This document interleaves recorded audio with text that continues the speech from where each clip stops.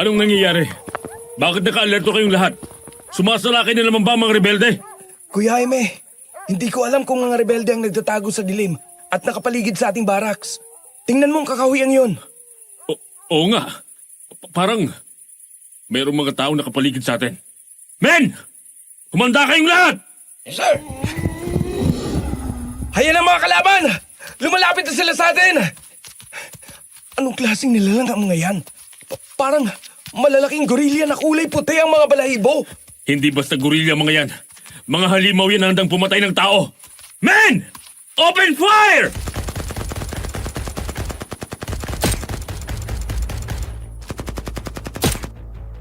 Sadyang maraming tao ang tuso.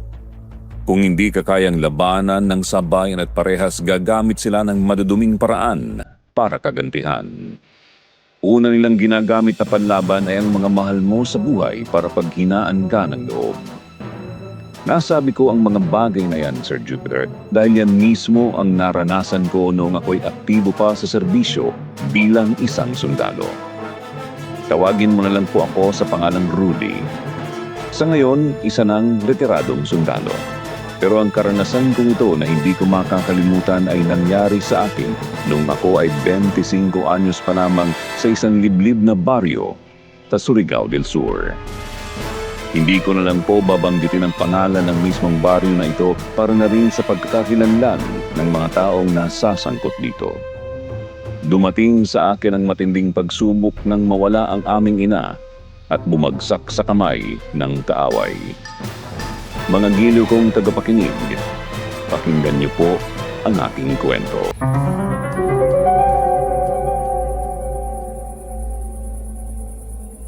Sa palagay ko, ay gutom na mga yan. Mga aswang sila. Nakakasiguro ka ba, kuya? Nakakita ka naman ng totoong aswang? Hindi pa, tol. Naririnig ko lang sa mga kwento ng mga matatanda sa baryong pinunta namin kahapon. Kagaya ang mga ito ng sinasabi nila. Kaya huwag niyong hayaang makalapit sila. Mga kasama, patayin ang lahat ng mga narito. Magpakabusog tayo ngayong gabi. Mga aswang nga sila dahil nagagawa nila magsalita.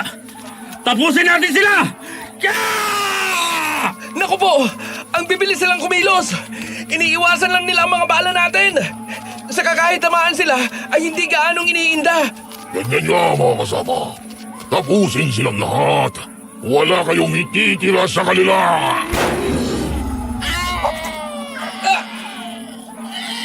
Nakalapit na sila, kuya! Nakagat na nila ang iba nating mga kasama sa unang hanay! Anong gagawin natin? Paano sila lalabanan? Granada! Hindi sila makakaligtas sa granada. Kahit anong tibay ng katawan nila, hindi sila uubra. Ngayon namin!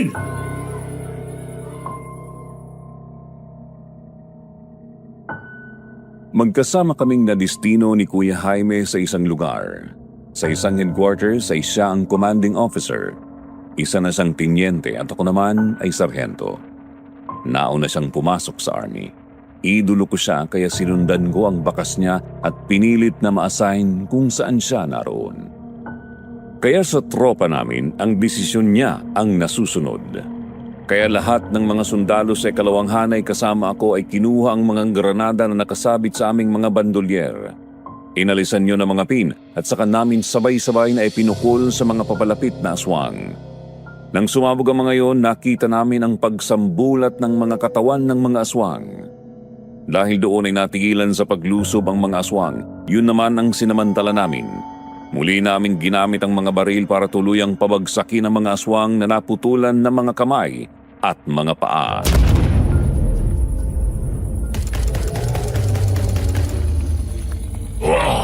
Atras! Umalis na tayo rito mga kasama. Tayo na! Men! Umaatras na mga aswang! Samantalahin na natin to! Open fire! Granada lang palang katapat ninyo, ha? Humanda kayo sa akin ngayon! Marami pa naman akong bala ng basuka! Men! Advance! Follow Sergeant Rudy! Move! Yes, sir! Move! Yes! Bumalik kayo mga duwag! Masyado ninyong minamaliit ang mga sundalo, ha? Akala ninyo mananalo kayo na madali sa amin? Hindi mangyayari yon! Maraming pagsasanay ang pinagdaanan namin bago kami naging sundalo! Tol, nasaan ang mga aswang? Tuluyan na silang tumakas, kuya. Meron akong inabutan dito na tinamaan ng sumabog ang mga bala ng basuka. Hayan sila. Tingnan mo. Putol na mga paa at kamay. Puro sugat ng buong katawan. Buhay pa! Ibang klase talaga mga aswang na to. Ang tibay ng mga katawan nila. Kung normal na tao lang to, tiyak na kanina pa namatay.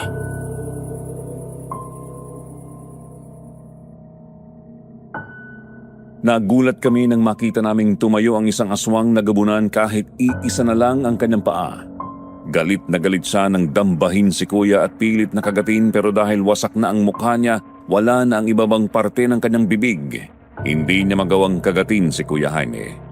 Kaagad siyang sinakal ni Kuya Jaime para ilayusa ng bahagya at saka siya tinadyakan. Tumalsik palayo sa kanya at muli niya itong binaril sa katawan pero nanatili iyong buhay at muling gumapang papalapit sa amin. Pero hinugot ni Kuya Jaime ang kanyang itak. Pinugot niya ang ulo ng aswang. Nang humiwalay ang ulo niyon sa katawan, sakalang yun tuluyang namatay.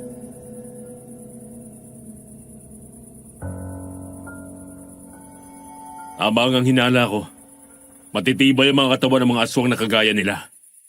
Pero kung mawawasak ang mga ulo nila o mapupugutan sila ng ulo, ay mamamatay sila. Tama ka nga, Kuya Jaime. Men! Search the area! Ang mga aswang na hanggang ngayon ay buhay pa kagaya nito. Ibigay ninyo ang nararapat sa kanila. Ang mga kagaya nila na naghahasik ng lagim sa lugar na ito ay dapat mawala! Yes, sir! Yes, sir! Ilang buwan na tayo nakadistino sa lugar na to. Pero ngayon ko lang nalaman na mayroon palang mga aswang dito. Oo nga eh. Siguro ay naligaw lang dito ang mga yon. Baka galing yun sa ibang lugar. At wala nang mabiktima doon, kaya dito napunta. Pero mahalas lang nila dahil headquarters natin ang pinasok nila. Hindi tayo nakakatiyak na hindi na sila babalik para gumante. Marami sa kanila ang mga nasugatan ng maluba. At ang iba naman ay napatay natin. Kailangan natin paghandaan ang pagbabalik nila. Bukas, pagsikat ang araw, sumama ka sa akin. May pupuntahan tayo.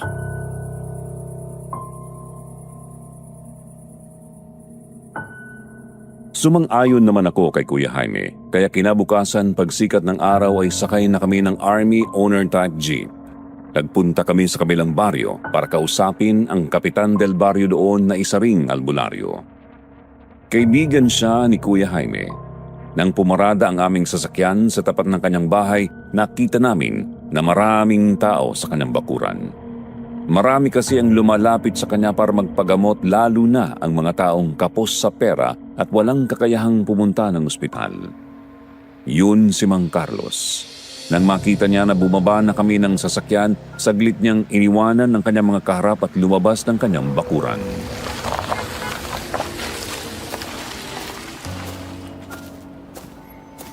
Magandang umaga, Kapitan. Magandang umaga naman, Teniente. Tuloy kayo sa aking bahay. Marami palang nagpapagamot sa inyo, Kapitan Carlos.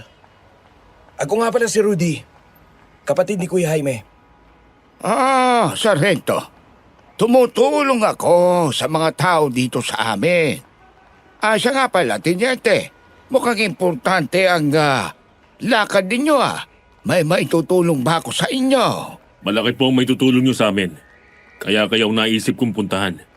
Kaya kahit marami pa kayong mga bisita ay handa kami maghintay. Marami kasi akong gustong malaman tungkol sa mga aswang. Aswang? Ay, tama bang narinig ko? Oo. Kaya kapag natapos niyo ng panggagamot, saka na tayo mag-usap. Maghihintay na lang kami dito.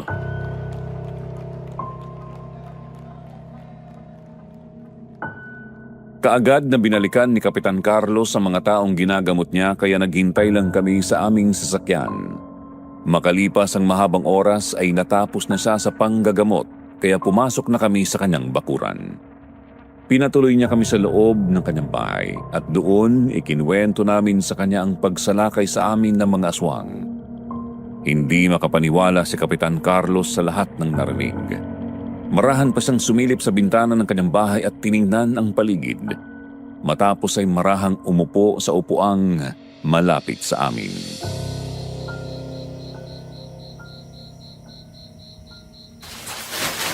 Hindi ako makapaniwala na mayroong mga aswang sa baryo na inyo. Hindi sila basta-basta nagpapakita sa mga tao dahil patraidor sila kung sumulakay. Halos ayaw nga nila na mayroong nakakakita sa kanila. Pwera na lang kung Anong Kapitan Carlos. kung meron silang tao na kinasusuklaman. Tao na gusto nilang gantihan. Tao na gusto nilang mamatay. At tao na nakagawa sa kanila ng hindi maganda.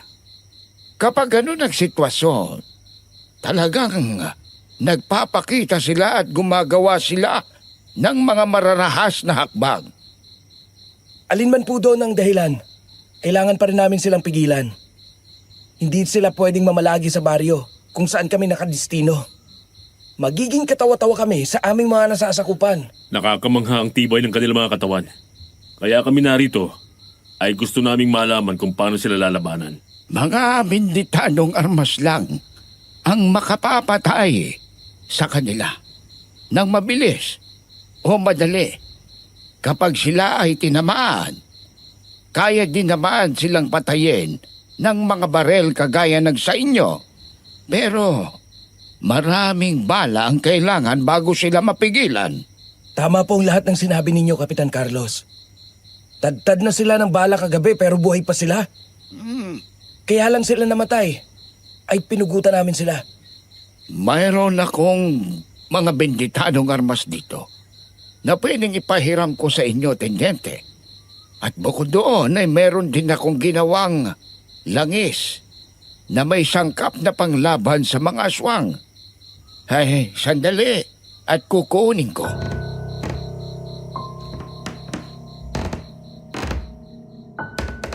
Pumasok sa kanyang kwarto si Kapitan Carlos. Nang lumabas siya ay mayroon na siyang dala na mahabang baul na yari sa kahoy. Ipinatong niya iyon sa misita sa harapan namin. Nang buksan niya iyon, nakita namin na naroon ang mga itak at patalim. Ayon sa kanya, bindikado ang lahat ng iyon, kaya kahit alin doon ang piliin namin, magagamit naming pamatay sa mga aswang. Kinuha namin ang mahahabang itak. Tigisa kami ni Kuya Jaime at ang dalawa naming kasamang sundalo ay kumuha naman ng mga patalim. Napansin ko na kahit may kalumaan na ang mga itak ay kumikislap pa rin ang talim niyon. Halatang iniingatan yun ni Kapitan Carlos.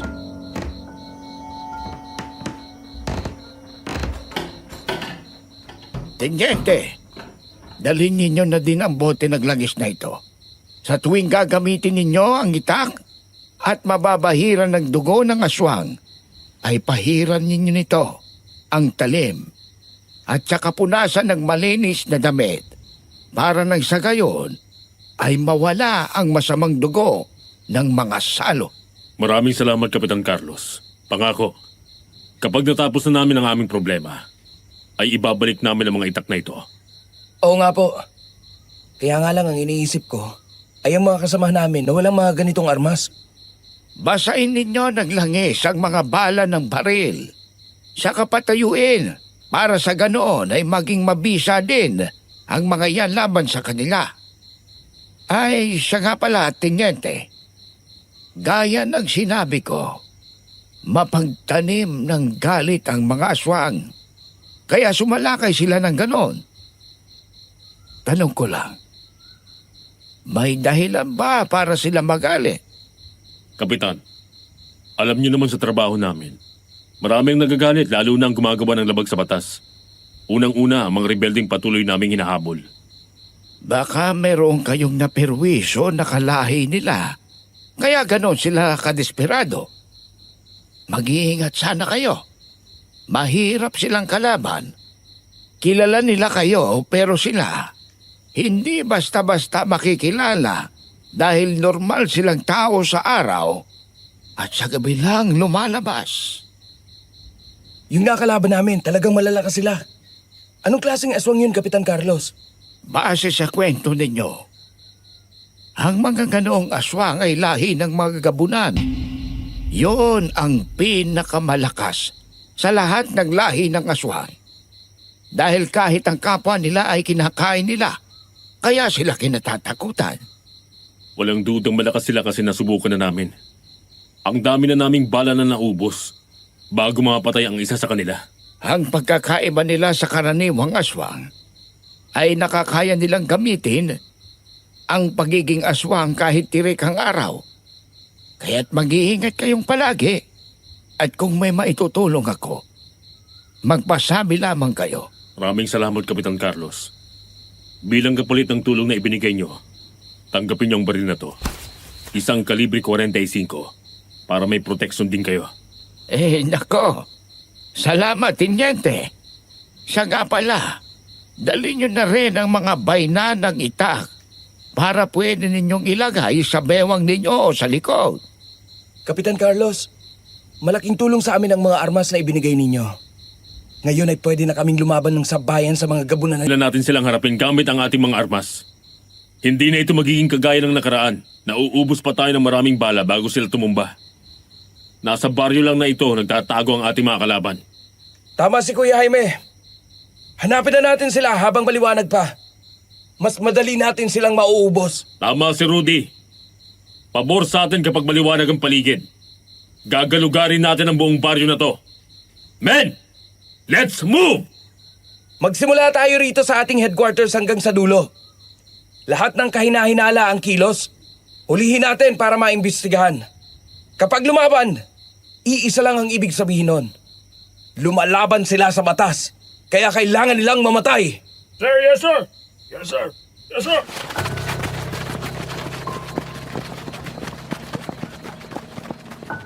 Nagsimula nga ang aming pagsasagawa ng foot patrol roving sa baryo na nasasakupan namin. Mula sa aming headquarters, umiikot kami sa baryo. Halos kakilala na namin ang mga tao roon dahil mahigit 6 na buwan na kaming nakadestino doon, kaya sa tulong din nila, nagawa din naming pasukin ang mga abandonadong bahay na naroon. Kahit ang mga bakurang masusukal ay ginalugad namin, pero wala kaming nakikita. Kaya naisipan namin ni Kuya Jaime na pasukin ang kakahuyan palabas na ng aming baryo. Nakita namin sa kalagitnaan ng kakahuyan ay mayroong 2 tao na makakasalubong sana namin, pero nang makita kami ng mga yon, mabilis na tumakbo, palayo.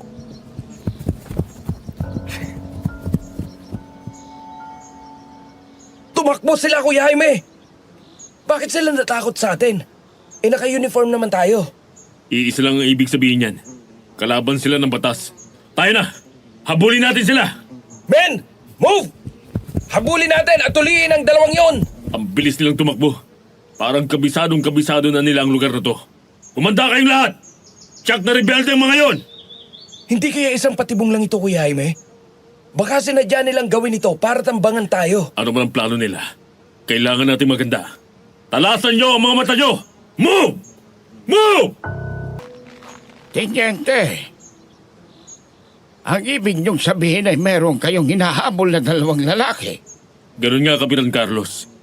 Pero napakabilis nilang tumakbo at nawala sa kakahuyan. Kaya nagpatuloy kami sa paghahanap hanggang sa makarating kami dito.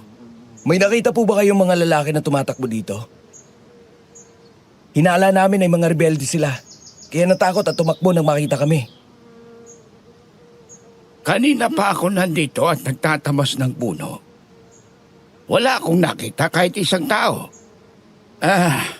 Tiniente, sa palagay ko, ang hinahabol ninyo ay naroon pa rin sa loob ng gubat. Pero hinanap na namin sila doon. Hindi namin nakita. Lahat ng mga puno roon ay na-check na namin. Wala sila doon, Kapitan Carlos. Kahit ang mga itaas ng mga puno ay tiningnan na namin. Pero wala sila roon.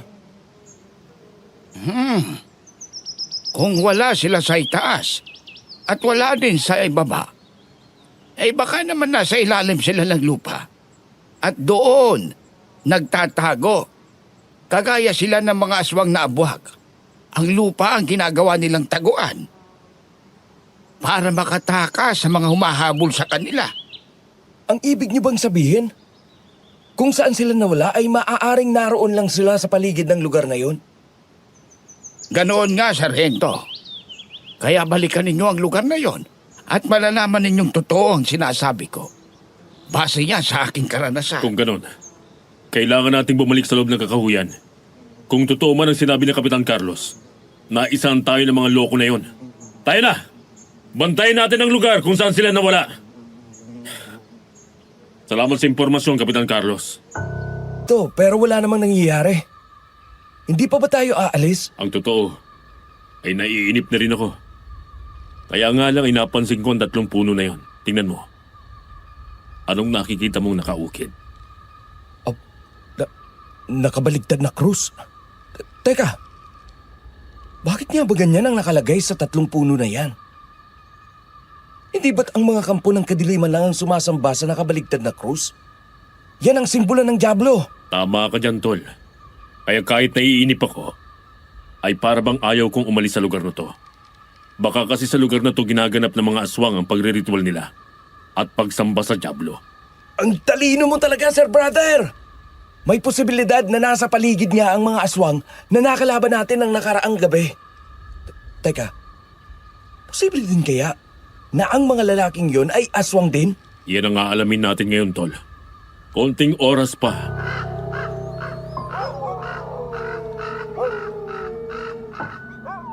Makalipas nga lang ang ilang saglit na gulat kami nang mula sa gilid ng malaking puno ay umangat ng bahagya ang isang bahagi ng pintuan pala ng isang lagusan patungo sa ilalim. Lumabas doon ang halos 15 aswang. Ang 10 ay magkakamukha kagaya ng sumalakay sa amin noong nakaraan at ang 5 naman ay mga halimaw na ang ibabang bahagi ay kamukha ng katawan ng tao at ang itaas na bahagi kamukha ng buwaya. Nang makalabas na silang lahat ay yumukod sila sa nakabaligtad na krus na nakaukit sa mga puno matapos ay tumingala sa bilog na buwan. Mga kasama, ngayong gabi ay muli tayong sasalakay sa kampo ng mga sundalo para tapusin ang misyon sa lugar ito. Patayin natin ang tinyente na yun at pungutin ang ulo para ibigay sa ating pinuno. Iganti rin natin ang mga kasamahan nating namatay. Hindi nyo na kailangan pumunta sa kampo! Ako palang hinahanap nyo. Kaya ako nang lumapit sa inyo. Ang lakas ng loob mo na pumunta dito ng mag-isa lang. Matapang ka talaga, Tenyente. Mabuti naman at hindi na kami mahihirapang hanapin ka. Ikaw na mismo ang humanap ng iyong kamatayan. Ang malas mo. Sa palagay ko ay kayong minamalas ngayon. Dahil hindi ako nag-iisa. Kasama ko ng buong tropa ko. At sa palagay ko, hindi na ito kagaya ng una nating paghaharap. Mga kasama, patayin ang hambog na yan. Itinaas ni Kuya Jaime ang kanyang kalawang kamay. Nang malapit na sa kanya ang mga aswang, ibinaba na niya yun bilang hudyat sa amin. Noon kami lumabas sa mga pinagtataguan naming puno at pinaulanan ang mga aswang ng bala. Nagpaputok na rin si Kuya Jaime kaya naman ang unang aswang na nakalapit sa kanya ay kaagad na tumumba ng tinamaan ng kanyang bala sa dibdib. Hindi na yun nakabangon. Gumapang palayo sa kanya pero muli niyang binaril sa ulo at tuluyang namatay. Ang ibang aswang naman ay nagulat din nang maramdaman ang mga bala na tumama sa kanilang mga katawan. Nang makita ng 3 aswang ang nangyari, nakapagtago agad ang mga yun. Hindi ba ako hinahanap nyo? Ha? Eto na ako! Bakit hindi kayo lumabas sa pinagtataguan nyo? Labas! Hangay ka! Hindi pa ito ang huli nating pagkikita. Hindi ka na makakaligtas sa susunod. Lalo na ngayong pinatay mo ang ama ng aming tinulo. Wala nang susunod, halimaw! Mamamatay na kayo ngayon! Hindi mo pa talaga alam ang ugali ng mga aswang. Kagaya ninyo, handa rin kami na magsakripisyo ng buhay para sa aming misyon. Kaya hindi mo kami mapipigilan. Salakayin ninyo ang hambog na yan at patayin sila! Huwag nyo kaming ikumpara sa inyo! Kapayapaan ang hangad namin! Hindi kagaya nyo na kaguluhan ang ginagawa. Wala kayong ipinagkaiba sa mga taong lumalabag sa batas! Tama! At ang sino mang lumabag sa batas, dapat lamang managot! Dapat lang magbayad ng buhay kung buhay ang inutang!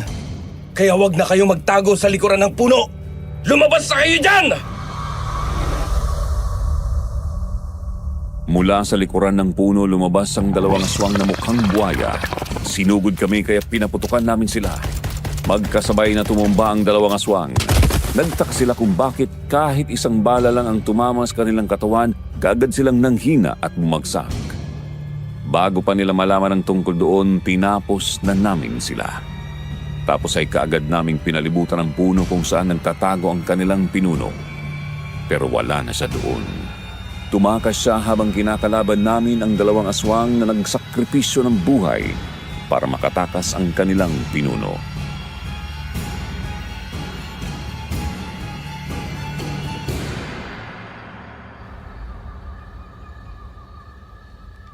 Wala na siya, Kuya Jaime.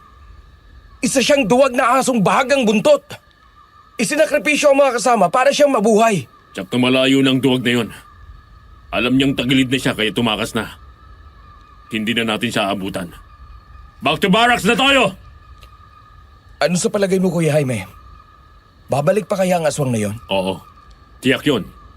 Kagaya ng sinabi ni Kapitan Carlos, mapagtanim ng galit ang mga aswang. Gagawa yun ng paraan para makagante. Pero baliwala na yun kasi alam na natin kung paano sila lalabanan. Teka, tingnan ninyo ang bangkay ng mga aswang. Ang iba ay nagiging abo at ang iba naman ay natutunaw. Ganyan pala ang epekto sa kanila ng mga bala na ibinabad sa langis na may pangontra sa aswang. Narinig mo ba yung sinabi ng pinuno ng mga aswang kanina? Ang misyon nila ay para patayin ako. Oo. Yun nga ang narinig ko. Bakit, Kuya Jaime? Iniisip ko lang. Bakit ganun na lang ang galit nila sa akin? Sino ba sa kanilang ginawan ko ng kasalanan? Akala ko ba'y baliwala sa iyo sakaling bumalik man sila? Tol, kung normal na tao lang gaya ng mga rebelde at mga kriminal, hindi ako mag-iisip eh. Kaso kakaibang kalaban to. Nagagawa nilang magpalit ng anyo para hindi sila makilala. Hindi sapat may hawak tayong armas panglaban sa kanila.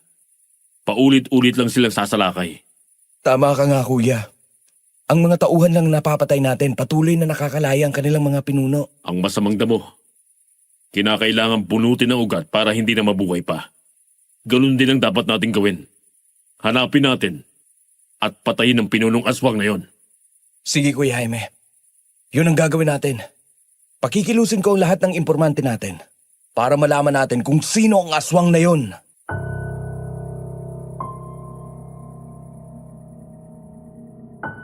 Kinabukasan nga ay pinakalat ko ang lahat naming mga informants. Ginalugan ang mga baryong malapit sa aming headquarters. Wala silang nakalap na impormasyon na nasa lugar pang yun ang aming hinahanap.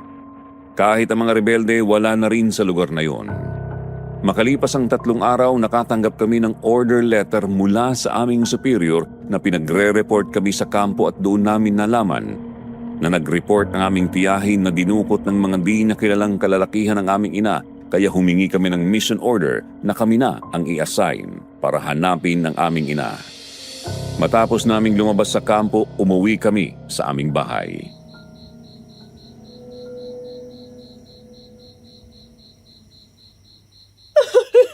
Mabuti at umuwi na kayong dalawa. Alam niyo bang takot na ako? Baka kasi balikan ako ng mga lalaking yun na dumukot sa inyong ina. May nakilala ba kayo sa mga lalaking yun, Tia Elvira? May mga takip na panyo ang kanilang mukha, Rudy. Kaya hindi ko sila makilala. Yung isa nga ay tinutukan ako ng patalim sa leeg kaya halos mawala na ako ng malay sa taa ko. Pero anong kailangan nila kay inay? Bakit siya dinukot ang mga lalaking yon? Teka, may narinig ako na sinabi nila sa inyong ina. Sabi nila, ang kasalanan ng anak ay pagbabayaran ng ina. Kuya Jaime, hindi kaya ang mga kumuha kay inay ay ang mga aswang na nakalaban natin? Hindi nila tayo kayang harapin. Kaya si inay ang pinagbalingan nila. Napakasama nila. Bakit hindi nila tayo harapin? Bakit idinamay pa nila si inay? Mga buwisit ang mga yun. Magbabayad sila ng mahal. Oras na mahuli ko sila. Hindi ko sila mapapatawad. Oo, Kuya Jaime. Yun ang gagawin natin. Tayong dalawang maghahanap kay inay. Tayong dalawa ang maniningil ng pautang. Sana ay makabalik ng ligtas dito ang aking kapatid. Opo, Chang. Ibabalik namin dito si inay. Meron na kami mga hawak na ilang impormasyon kung saan siya dinala ng mga kidnappers. May mga intelligence personnel na rin na ipinadala doon si Colonel Roque para mangalap pa ng impormasyon. Oo nga, Chang. Doon sa baryo na dadayuhin namin, ay magpapanggap kaming mga asawa ng 2 intel ng army na naroon na. Sila ang makakatulong namin sa pagliligtas kay inay. Sige, ipagdarasal ko ang kaligtasan ninyong lahat.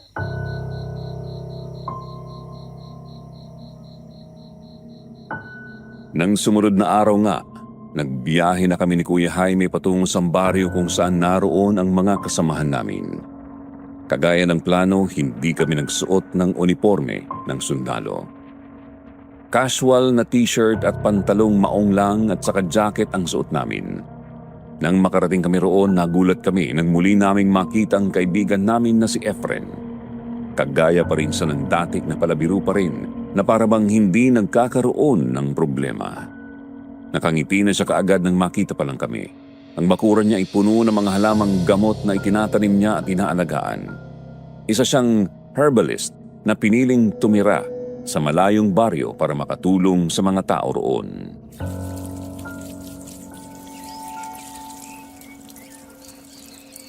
Kumusta na bang mga kaibigan kong gwapo na kagaya ko?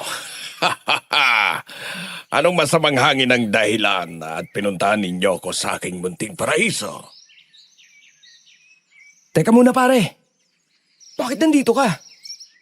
Dito ka na ba nakatira ngayon? Oo naman, dito na ako nakatira ngayon. At ako ng Kapitan del Barrio dito. Teka, kung hindi ako ang sadya ninyo, bakit kayo nandito? Para sundan ang aming mga asawa. Dito sila nakatira kaya sinundan namin. Tamang-tama. Dahil nasa bakasyon din kami ngayon. Sino bang mga yon? Sina Angie at Mildred. Teka muna, nagbibiro ba kayong dalawa? Mga pinsan ko yung tinutukoy nyo ah. Tama nga kayo. Bakasyon din sila ngayon. Ibig sabihin ay kayo palang sinasabi nilang darating. Mga pinsan mo sila? Oo. Mas matanda si Angie kay Mildred. Sino doon ang asawa mo, ha? Siyempre si Angie. Kay utol naman si Mildred. Saan ba ditong bahay nila? Para mapuntahan na namin. Nasasabik na kasi kami makita sila eh. Abay doon sa malapit sa plaza ang bahay nila. Ayun na mga pare ko. Mga pinsan ko na pala kayo. Alam nyo eh, kahapon pa kayo hinihintay ng mga yon.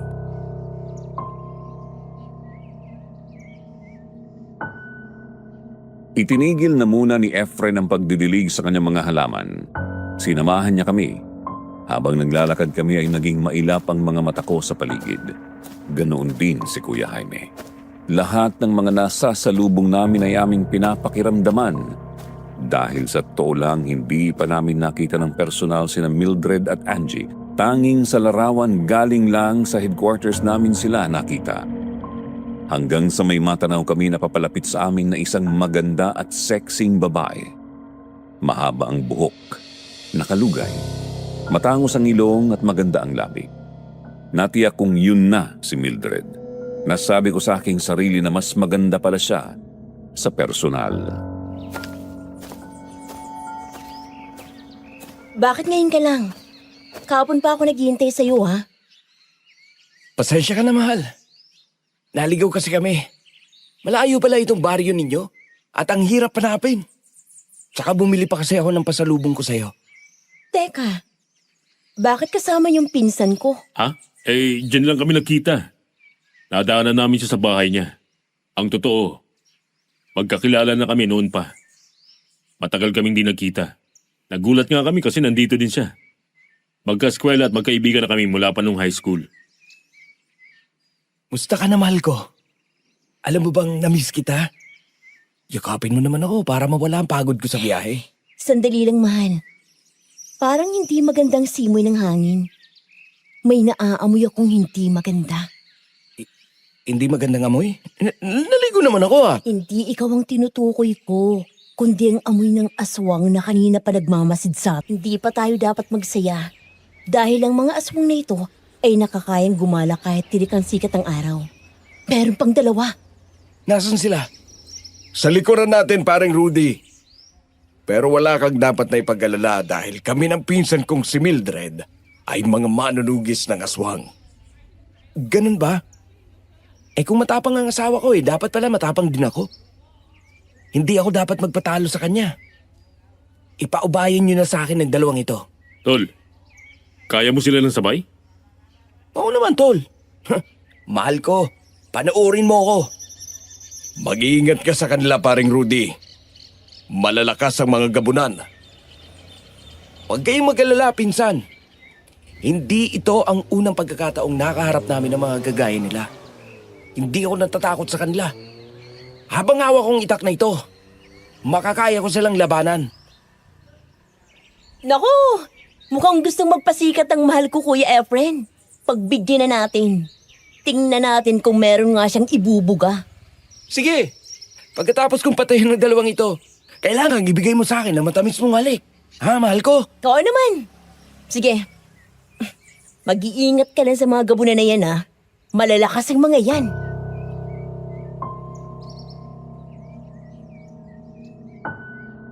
Matapos na sabihin ko yon kay Mildred, sinalubong ko na ang dalawang aswang.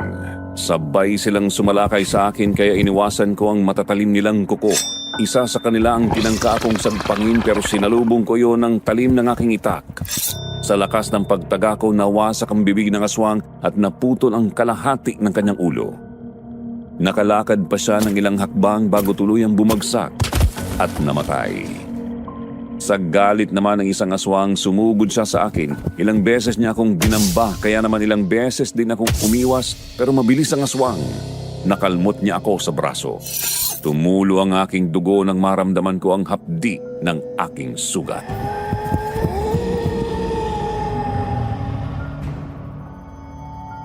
Nasugatan ka, mahal ko. Huwag kang mag-alala, mahal ko. Sanay ako sa sugat. Habang buhay ang kalaban, hindi dapat isipin na ikaw ay nasugatan. Ayan ang aswang, Rudy! Susugurin ka na naman niya! Palagi ka din dapat nakahanda sa pag-atake ng kalaban. Kaya nakahanda ako. Hindi ko kailangang patayin kaagad ang aswang na ito. Kailangan ko ng impormasyon na maaaring alam ng aswang na ito. Nang muling ang sumugod ang aswang at akma akong kakalmutin, kaagad kong tinaga ang isa niyang kamay. Nang maputol yun, isinunod ko naman ang isang paa kaya padapa iyong bumagsak. Bago pa siya makabangon, itinutok ko na sa kanyang lieg ang aking itak. Noon naman lumapit sa amin sina Efren at Mildred. Naglabasan na rin mula sa kanilang mga bahay ang mga taong natakot kanina nang makita ang mga aswang. Nagpalakpakan sa tuwa ang mga iyon.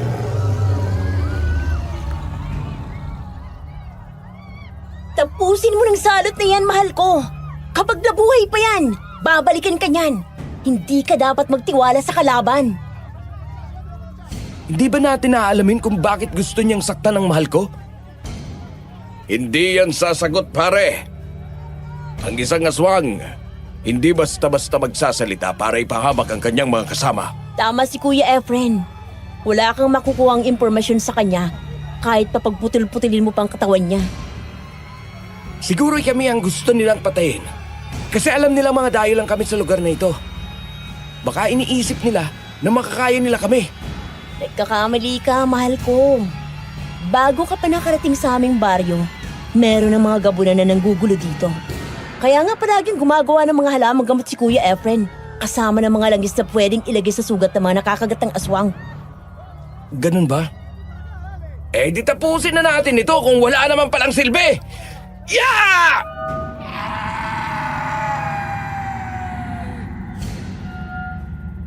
Tinaga ko ang lieg ng aswang. Nang humiwalay yun sa kanyang katawan, dinampot ko ang ulo at itinaas. Tiningnan ko ang mga taong nakapaligid sa amin. Naintindihan ko na ang sinabi ni Mildred na may mga aswang talaga na naghahasik doon ng lagim bago pa ako dumating.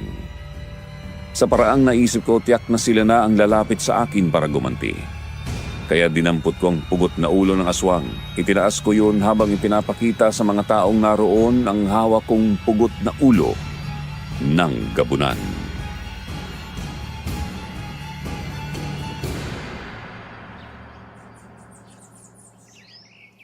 Hindi ako sigurado kung lahat ng narito ay talagang mga tao. Pero kung mayroong aswang dito, kung gusto ninyong igante ang kasamahan ninyo na pinatay ko, nakahanda ako para harapin kayo. Maipagtanggol ko lang ang asawa ko. Huwag kang masyadong mayabang, pare. Hindi porke nakapatay ka ng aswang ay magaling ka na. Kami nga na matagal na nakatira dito sa baryong ito, ay hindi kami makapagyabang ng ganyan. Hindi namin magawang hamunin ang angkan ng mga aswang. Manong, iba ka at iba naman ako. Magkaiba tayo ng layunin sa buhay. Hindi naman buhay mo ang isinugal ko dito. Wala naman akong sinabi na ikaw ang hanapin nila. Pinapalalahanan lang kita, bata. Baka pagsisihan mo ang paghamon sa kanila. Wala pang sino man ang mahamon sa mga gabunan ang nananatiling buhay. Pareho lang naman na iisa ang buhay ng tao at ng mga aswang. Parehong may kahinaan at kamatayan. Teka nga muna. Bakit ka ganyan kung magsalita, Manong? Isa ka ba sa kanila? Ako? Aba, hindi ah. Inasabi ko lang sa iyo ang pwedeng mangyari. Ganun ba? Ay, salamat sa paalala, Manong. Pero alam kong ginagawa ko. Basta para sa asawa kong si Mildred, lahat haharapin ko. Ito talagang si Mildred. Masyadong malihim. Nag-asawa ka na pala ay hindi nalalaman ng mga taga rito. Wala man lang naganap na handaan. Kasi ayaw ko naman ng bonggang kasal. Yung gagastusin ko doon, itinabi nilang namin para makaipon kami. Tama yon. At isa pa, mas mahalaga sa handaan ang pagmamahalan. Oh, mahal ko. Nasaan na yung kiss ko?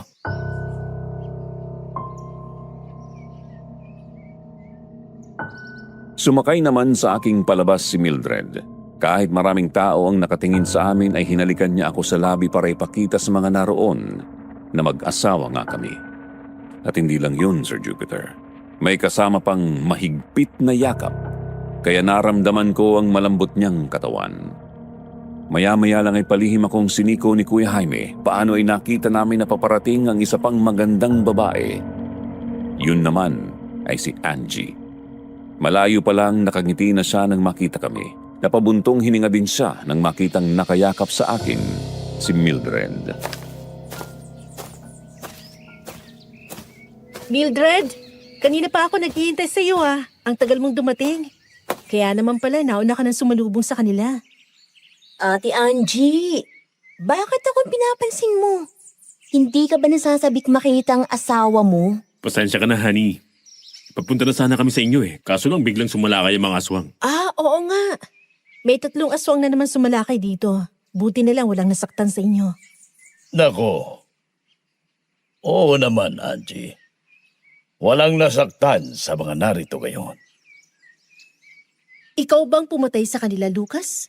Ha? Hindi ako. Si Mildred ang may gawa. Isa lang ang napatay ko. Yung 2 ang mahal kong tumapos. Ayan, tingnan mo. Unti-unti nang nagiging abo. Akala ko pa naman si Lucas may gawa nito. Di naman pala.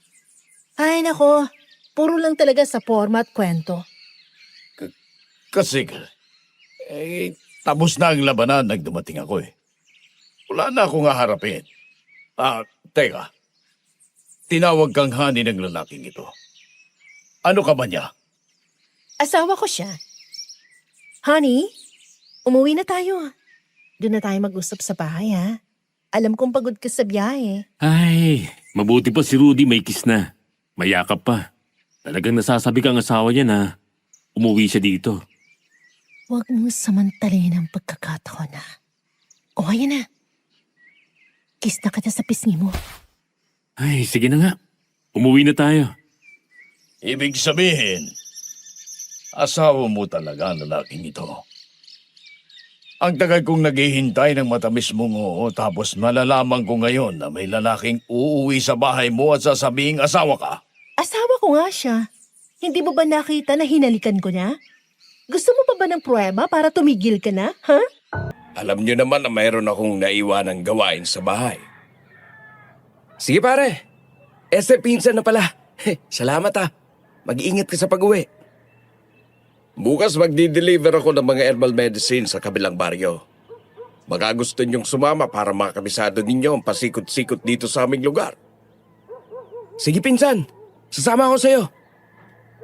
Ipapasyal ko naman si Jaime sa paligid nitong baryo natin. Sige, ako na lang magluluto ng tanghalian natin bukas. Mag-iingat ka sa pag-uwi, Kuya Efren. Mildred, yung nangyari kanina, pasensya ka na ha. Huwag mo sanang isipin na sinamantala ko ang ginagawa nating pagkukunwaring mag-asawa. Don't worry, Sarge. Okay lang yun. Bahagi yun ng ating misyon. Huwag mong isipin yun. Walang personalan. Oo, tama si Mildred. Mga sundalo tayo. We're following orders. Kaya kung ginawa man namin yun para lang yun sa misyon. Para hindi na magtataka mga kapitbahay kung bakit kami nag-uwi ng lalaki dito. Oo naman. Bahagi yun ang mission natin. Salamat sa kooperasyon yung dalawa. Kaya ano man ang nangyari at mangyayari pa, ituring na lang natin na bahagi yun ang mission natin. Yes, sir. Pero sana next time, huwag naman sa maraming tao. Kasi mga dalaga pa kami ng ate Angie ko. Hindi talaga kami sanay sa ganun. Huwag kayong mag-alala. Ngayong alam na ng mga kapitbahay ninyo na mag-asawa na tayo. Hindi na natin uulitin yon. Siya nga pala, may information na ba kayo sa ating mission? Positive ba talaga na dito sa baryo nyo dinala ng mga kidnapper ang aming ina? Hindi sila rito nagkukuta, sir. Ayon sa source namin sa kabilang baryo. Dun sa baryo ni na Lucas. Pero kailangan muna nating matiyak kung saan sa lugar nilang talagang hideout ng mga kidnappers. Kailangan natin maging maingat para hindi sila mabulabog. Baka kapag nalaman nilang tinatrabaho na natin sila, umalis sa baryong yun. Mahihirapan na naman tayo masundan sila. Tol, kung rebelde ang dumukot kay inay, di kaya kagagawa ng mga rebelding nakakalaban natin sa nakaraang misyon? Bago tayo salakayin ng mga aswang sa ating barracks. Pwede nga na ganun. Baka gagamitin nila si inay na pain para tayo na mismong lumapit sa kanila. Pero pwede rin mga aswang dahil gusto rin nila na mamatay. Malalaman din natin ang lahat, sir. Konting panahon pa. Kaya nga tinanggap namin ang misyong ito dahil taga rito kami. Mas madali kami makakakinos.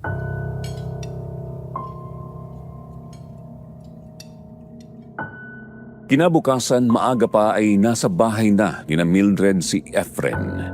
Kagaya kasi ng napag-usapan, isasama niya ako sa kabilang baryo sa pagtitinda niya ng herbal medicine. Nang makarating kami sa pinakasentro ng baryo, pinuntahan namin ang isang kakilala ni Efren. Yun ang bumili ng lahat ng mga gamot na dala namin.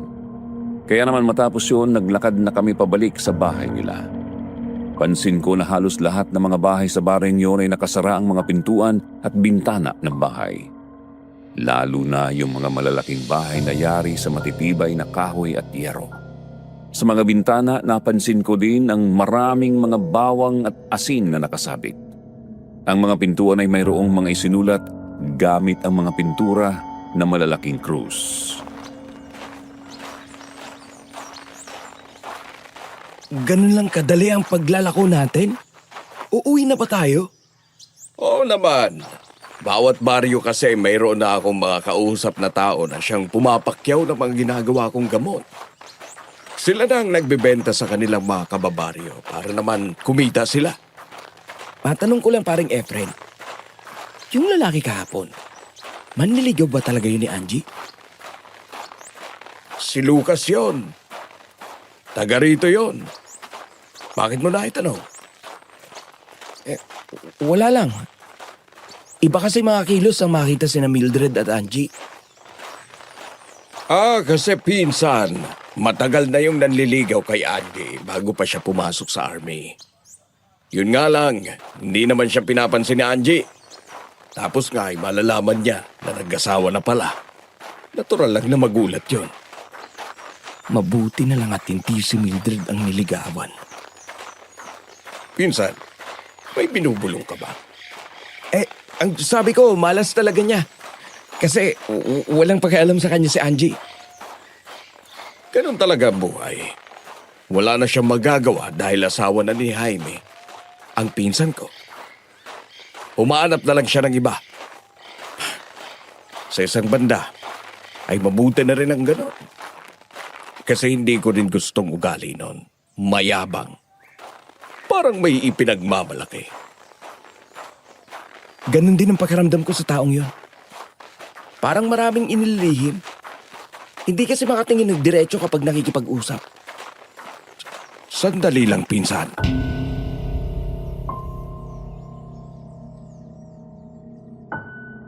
Maya-maya lang ay biglang tumigil sa paglakad si Efren. Tiningnan niya ang paligid. Kaya naman natigilan din ako. Napansin ko na nasa tapat kami ng dalawang bahay na sarado ang mga pintuan at bintana. Pero mayroong mga butas ang dingding. Maya-maya lang siniko ako ni Efren sabay turo ng nguso ang dalawang unano na makakasalubong namin. Nakatitig ang mga yun sa amin. Habang papalapit ang mga unano, nakita kong hinawakan ni Efren ng mahigpit ang kanyang itak, kaya humanda na rin ako. Pero tuloy-tuloy lang ang mga unano sa paglalakad. Nilampasan lang kami. Nang medyo nakalayo na, nagtawanan ang mga unano kaya napalingon kami ni Efren sa kanila. Nang humarap sa amin ang mga unano, may tinuro ang mga yon sa gawing likuran namin kaya nang tingnan namin yun ni Efren, nagulat kami ng 3 gabunan ang nakatayo na doon nang hindi namin namamalayan.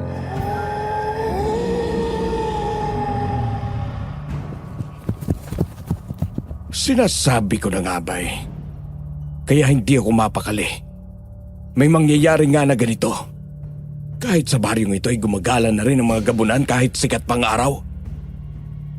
Umanda ka, pinsan. Hayan na sila. Huwag kang magpakita ng takot sa mga kaaway. Sana lang ay may lakas ng loob ang mga taga rito na tulungan tayo. Huwag kang umasa ng tulong sa iba. Kaya nga halos hindi na sila makalabas ng kanilang bahay eh. Dahil sa takot sa mga aswang. Gawin na lang natin ang lahat na makakaya para malampasan ito. Tama ka dyan, pinsan. Benditado naman ang mga hawak nating armas. May laban tayo sa kanila. Halika na. Tapusin na natin ang mga ito bago pa dumating ang iba. Sige. Hindi sila ang pwedeng pumigil sa akin para hanapin ang aming ina. Mamamatay ang sino mang humarang sa aking daan. Bala ng baril ang saluhin ninyo! Ah! Asintado ka pala, pinsan. 2 ka agad sa kanilang nasa pulmo. Sige, ako nang bahala sa isang ito. Yeah! Sinalubong nga ni Efren ang isang gabunan. Tinaga niya iyon pero nakaiwas kaya nakagat siya sa braso at nabitiwan niya ang itak. Binuhat siya ng gabunan at saka siya inihagis palayo. Noon ako ang nagkaroon ng pagkakataong paputukan ang aswang. Pero naiwasan rin niya ang bala ko. Ang bilis niyang nakalapit sa akin pero bago niya ako makagat ay naitusok ko na sa dibdib niya ang itak. Hindi siya nakailag dahil siya mismo ang lumapit sa akin.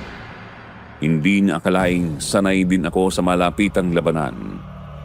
Nang hugutin ko na ang itak sa dibdib ng aswang, kaagad kong nilapitan si Efren.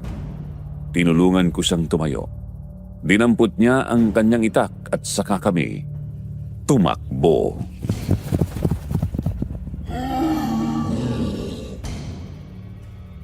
Mga hangal kayo. 2 tao lang yan, pinabayaan ninyo pang makatakbo. Habulin niyo sila at dalhin sa ating kuta. Ako ang papatay sa kanila. At babalatan ko sila ng buhay. Takbo, pinsan! Marami pang dumarating! Pwisit! Gutom na siguro mga ito kaya tayong natsyempohan. Ang aswang na yun! Parang may naalala ko sa boses ng aswang na yun. Parang siya rin yung nakalaban namin sa kabilang bayan. Talagang hanggang dito ay sinundan niya ako. Pinsan, kahit saang lugar sa probinsyang ito ay nagkalat na ang mga katulad nila. Hayan na sila! Palapit na sa atin! Humanda ka na! Yeah! Ah! Kumusta, Sarento? Hindi mo ba inaasahan na magkikita tayo muli dito? Ang kamatayan mo ang magiging minsay ko kay Teniente Jaime para siya na ang lumapit sa amin. Ilang beses ka nang nabigo, hangal na aswang. Hindi ka pa rin tumitigil. Hindi ka ba nagsasawang maging talunan? Nabigo ako dahil marami kayo sa kampo. Pero ngayong nag-iisa ka na at wala ng mga tauhan. Magagawa mo pa bang magyamang? Sundalo ako. Kaya habang mayroon akong buhay, hindi ako aatras sa mga kagaya mo. Kaya lumabas ka na at huwag magtago sa mga tauhan mo! Eto na ako, Hangal. Ngayon tingnan natin kung hanggang saan ang tapang mo. Tayo na, Rudy. Dumadami sa sila. Kailangan nating makaligtas para masabi sa lahat na dito ang lungga nila. Hindi na kayo makakatakas ngayon. Patayin niyo sila. Huwag hayaang makalabas ng baryo ito. Talagang ayaw niyo kaming tigilan, ha? Sige, sa bayan na tayo. Tatapusin ko kayong lahat! Yeah! Mga walang iya kayo. Dapat kayong mamatay! Yeah! Sino may sabi sa iyo na hindi kami makakalabas ng baryong ito, ha? Halika! Tayong dalawa ang magharap! Kung makaligtas ka sa mga tauhan ko, may karapatan kang harapin ako. Papanoorin ko lang ang unti-unti mong kamatayan, Hangal. Kung ganon, manood ka! Magkakasunod ang kalabit ko sa gatilyo ng aking baril. Muling tinamaan ang isa sa mga sumusugod sa amin, pero nakalusot ang dalawa kaya nakipaglaban kami ng mano-mano ni Efren. Magkakasunod na taga ang ginawa ko sa aswang na unang nakalapit sa akin, tapos ay nagpatuloy kaming lumaban ni Efren. Pero ibang klase talaga ang mga gabunan. Kahit alam nila na benditado ang mga hawak naming itak ay nagpapatuloy na sumusugod ito at lumalaban sa amin. Muli nilang nasugatan si Efren sa hita nang makagat doon ng aswang. Ako naman ay muling nakalmot sa braso kaya nadagdagan ng sugat ko. Pero nang muli akong sugurin ng aswang, tinaga ko siya sa lieg at ang isang aswang na kumagat sa hita ni Efren ay tinusok ko ang itak sa kanyang batok. Wala rin yung buhay nang bumagsak. Maya-maya lang ay nakapagpalit na ako ng magazine nang makita kong umatras na ang mga aswang.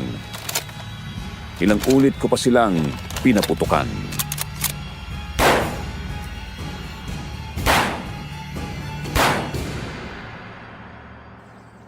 Umatras ng mga aswang, pinsan.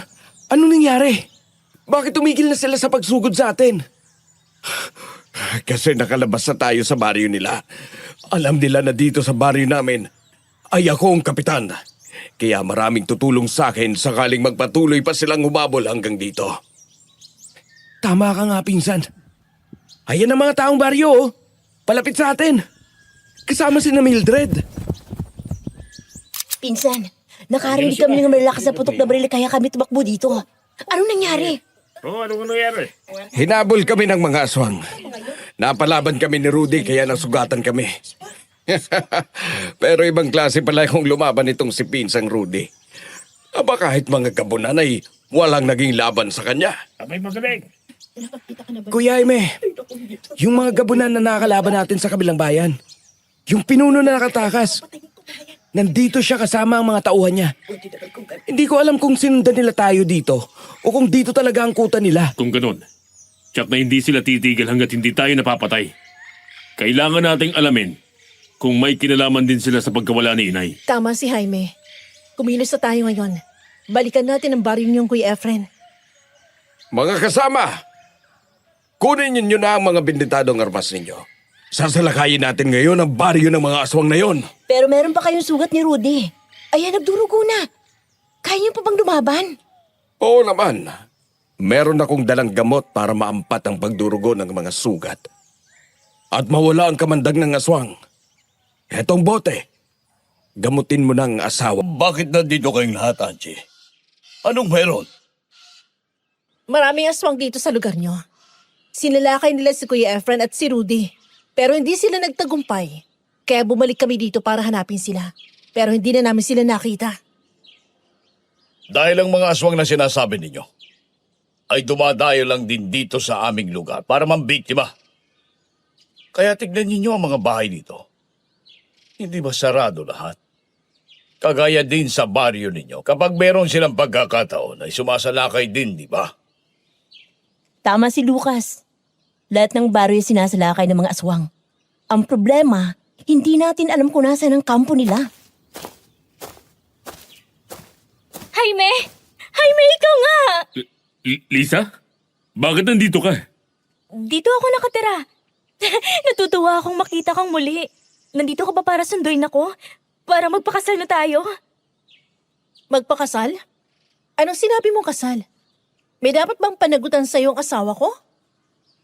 Ikaw, asawa ni Jaime? Oo, asawa niya ako. At kaya kami nandito ay para magbakasyon. Kasal na kami kaya wala ka na magagawa pa doon. Alam mo ba kung anong klaseng lalaking pinakasalan mo? May tinakbuhang pananagutan sa akin ng lalaking to. Matapos ako mabuntis ay iniwanan niya ako. Hindi ako pinanagutan. Kaya dinamdam ko yun na sobra. Hanggang sa maaksidente ako at mahulog ang batang dinadala ko. Itigil mo ng pamablockmail sa akin, Lisa. Alam mong hindi totoong lahat ng yan. Bakit hindi mo tanggapin na hindi ikaw ang babaeng gusto ko? Walang nangyari sa atin ng gabing yon. Ano ka mabubuntis? Sinungaling ka? Lasing na lasing ka nun. Paano mo malalaman na walang nangyari sa atin? Samantalang magkatabi tayo nang magising ako. Umamin na noon ang kasabwat mo noon, di ba? Gusto mo lang akong pikutin dahil hindi kita pinapansin. Kahit anong gawin mong pang-aakit sa akin. Dahil si Angie ang totoong mahal ko noon pa man. Ngayon ay malinaw na sa akin ang lahat. Kaya pala iniwanan mo ko? Kahit ako'y buntis na. Yun ay dahil sa babaeng to. Lisa, kung totoong buntis ka, bakit ayaw mo magpatingin sa doktor ng mga panahong yon? Sinabi ko na magharap tayo sa hukuman para malinis ang pangalan ko. Ayaw mo rin. Dahil wala akong tiwala sa mga yon. Lahat sila ay tsak na kasabot mo. Para hindi mo ako mapanagutan. Pero kung ayaw mo talaga, wala na akong magagawa. Sana'y maging masaya kayo ng babaeng yan. Dalawa kaming nasaktan sa ginawa ni Angie. Sayang lang din ang mga panahong tiniis ko. At pinaghintay. Dahil pareho lang kayo ng kababaryo mo. Nangangarap kayo ng gising. Ipinipilit yung sarili nyo sa mga taong ayaw sa inyo. Umalis ka na nga. Meron pa kaming mahalagang gagawin. Sige. Magpakasaya na kayo ngayon.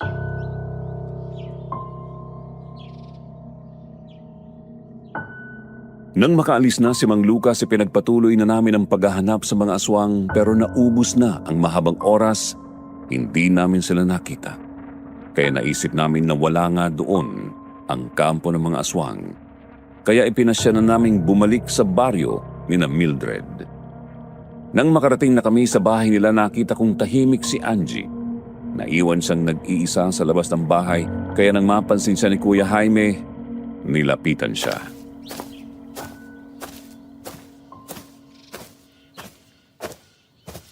Angie, may problema ba?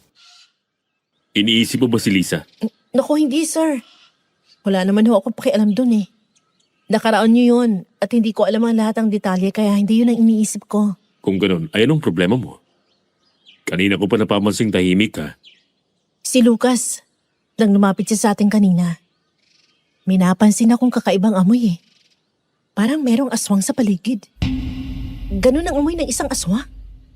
Tama si Ate Angie. Naamoy ko rin yung kaya nga maidap ang mga mata ko kanina.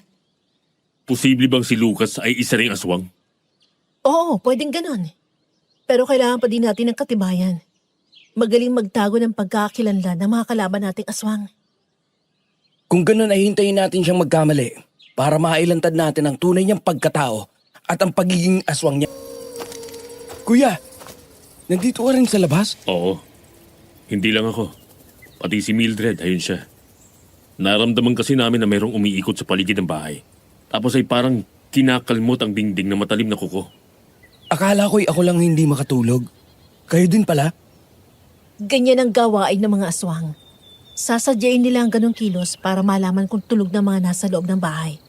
Kapag natiyak nilang tulog na nga ang kanilang bibiktimahin, saka sila papasok. Tama na nga. Ang plano namin, nakunin ang inyong ina. At sa gayong paraan, ay mapipilitan kayong sundan kami dito. Tama lang na gawin namin siyang pain para matapos namin ang misyon. Ngayon, wala na ang mga tauhan ninyo. Madali na namin kayong maihiligpit. Sino ba kayo? Bakit kailangan niyong idamay niyo pa ang aming ina? Ako lang naman ang ikalawang pinuno ng mga aswang na sumasalakay sa inyo sa kabilang bayan. Kaya kung nagduro sa man ang inyong ina, yun ay dahil sa inyong mga kasalanan, Teniente. Tama ang sinasabi ko sa iyo. Hindi ba, Kuya Jaime? Nandito rin sila.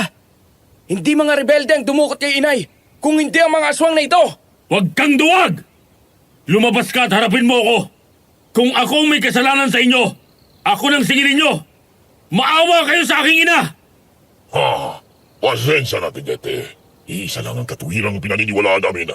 Ang amin ay amin. Kapag pinakailaman mo ang pag-aari namin, wala iyong kapatawaran. Kaya ngayong gabi, hahatulan ka ng kamatayan ng aming pinuno. Mula sa likuran ng mga puno lumabas ang isang malaking gabunan. Mula pa rin sa itaas ng mga punong naroon lumabas pa ang ibang aswang.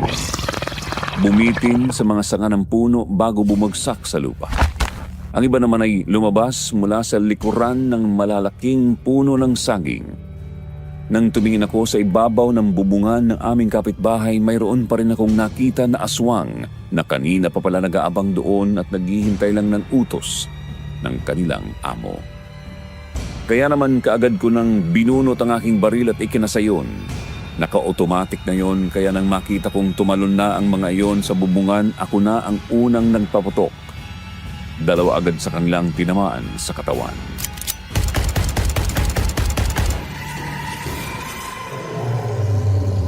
Kuya Jaime, napapaligiran na nila tayo. Mildred! Sa loob ng bahay, dali! Kapag napatay na namin kayo, ay mamamatay na rin ang inyong ina para magsama-sama na kayo sa kabilang buhay. Patayin silang lahat! Kayo ang dapat na mawala! Mamamatay akong lumalaban! Mga walang iya kayo! Alam na namin ang kahinaan yung mga unggoy! Kaya pinaghandaan na rin namin to! Tikman nyo ang mga bala ko! Mga hangal kayo! Kami ang pinakamalakas na lahi ng aswang. Pero bakit hindi kaya ng katawan namin na tanggapin ang bara ng mga baril ninyo? Yun ang hindi mo na malalaman! Kaya ikaw ang mamamatay! Huwag kang ngambok dahil sa gabi nito. Hindi ko na bibiguin ang aming pinuno. Sugurin ninyo na ang mga hangal na yan! Sugod! Muling sumugod ang ikalawang grupo ng mga aswang kaya pinaputukan namin yon habang umaatras kami papunta sa pintuan ng bahay. Nang maubusan kami ng bala, napilitan kaming lumaban ng mano-mano sa mga aswang dahil ang mga itak na benditado ay nasa loob ng bahay. Dalawang matulis na kahoy ang nadampot ko at yun ang ginamit ko para labanan ang aswang na nakaharang sa daanan papuntang pintuan. Nang masaksak ko ang aswang na naroon ay nagkaroon ng pagkakataon si Mildred na makapasok sa loob ng bahay. Bago pa niya makuha ang mga itak ay nahuli na kami ng mga aswang. Tatapusin na sana kami ng pinuno ng mga aswang nang isa sa mga tauhan yon ang lumapit sa kanya at mayroong ibinulong. Kaya hindi niya itinuloy ang dapat sana ay gagawin sa amin.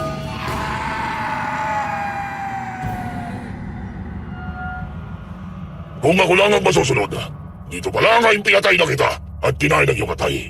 Pero ang gusto ng aming pinuno na siya ang magpapataw sa inyo ng parusang kamatayan na. Mapatay niyo man kami! Marami pang tulad namin ang may lakas ng loob na labanan at patayin kayo! Mangyari man yun, hindi niyo na rin yun malalaman. Sige, dalhin ninyo na ang dalawang yan sa kampo. Magpaiwan ang iba dito. Hindi pa tapos ang misyon natin. Maawa ka kay Mildred! Huwag mo siyang patayin! Kami na lang ang magbabayad ng kasalanan namin sa inyo! Pati si Angie! Pabayaan niyo na silang mabuhay! Wala kayo sa posisyon para utusan ako. Marami na rin sa aming mga kalaya ang napatay nila. Kaya malaki din ang kasalanan nila. Siya, dalhin ninyo ang mga hangal na yan! Mildred! Ipagtanggol mo ang sarili mo! Hintayin mo pagbabalik ko!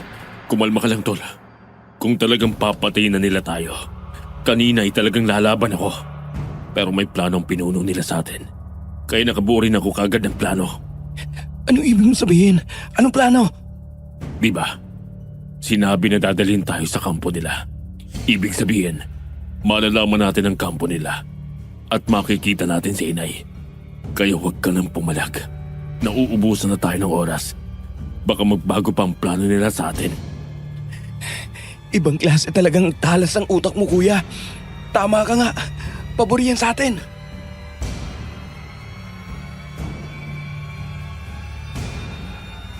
Dinala na nga kami ng mga aswang palabas ng baryo at tumawid kami sa ilog. Ang kabila niyon ay isang sementeryo na kung saan sa pinakagitna niyon ay mayroong malaking Campus Santo. At sa pinakadulo ng sementeryo mayroong kakahuyan. Sa gitna ng lugar na yon, itinayo ng mga aswang ang kanilang kampo.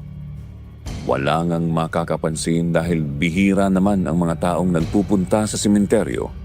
maliban kung mayroong ililibing ng mga kamag-anak na namatay. Kaya pala hindi basta-basta matatagpuan ang kuta nila kahit hanapin pa sa buong baryo.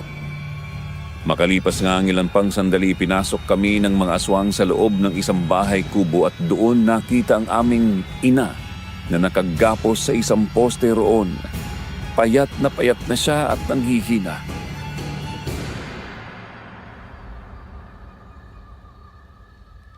Nay!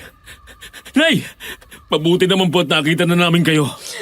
Mga anak, ay sana hindi na kayo nagpunta dito. Papatayin kayo ng mga aswang. Hindi rin nila ako pag-akawalan kahit nandito na kayo. Sabay-sabay lang nila tayong papatayin. Nay, kahit anong mangyari, iuuwi ka namin. Nawawala na ako ng pag-asa kung makakauwi pa tayo ng buhay. Nang dumating ako dito, mayroon pang 5 nakakulong dito. Pero lahat sila hinatulan ng kamatayan ng mga aswang. At kaya ako nabubuhay pa hanggang ngayon ay dahil hinihintay ng pinuno nila na mahuli kayo. Alam ko na hindi ganun kadaling tumakas dito, inay. Pero kukuha lang tayo ng tiyempo. At iuwi namin kayo ni Rudy sa bahay. Kaya niyo pa bang tumayo? Oo, kaya ko pa. Mula nang dumating ako dito ay puro prutas at tubig ang ipinapakain sa akin. Ginawa lang nila yun para tumagal pa ang buhay ko hanggang sa mahuli nila kayo. Sige, inay. Huwag na kayong umiyak. Pangako, makakauwi kayo ng ligtas. Nag-aantay na sa inyo si Tia Elvira. Tama si Kuya Inay. Teka, parang may dumarating. Mga buwisit kayo! Bitiwan niyo ako! Diyan ka na muna at hintayin mo ang aming pinuno.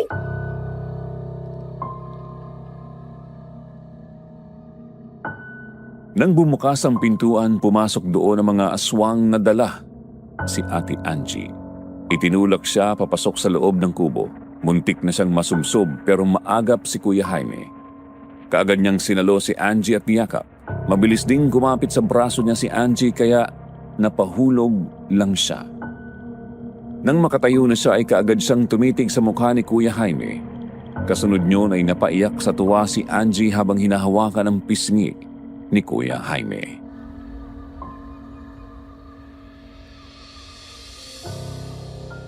Angie, nahuli ka rin pala nila. Oo, pero si Mildred, nakataka siya.